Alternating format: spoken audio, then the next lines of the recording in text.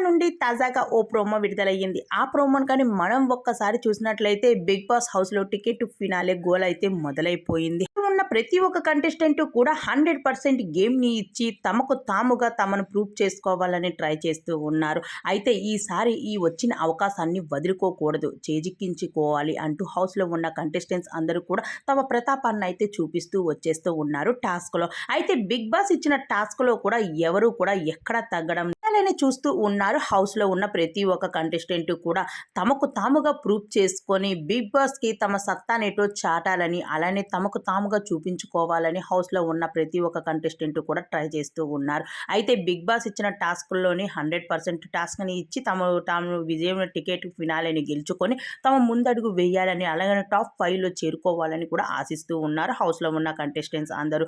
అయితే మరి big boss ఎలాంటి టాస్క్ ఇవ్వబోతున్నారు?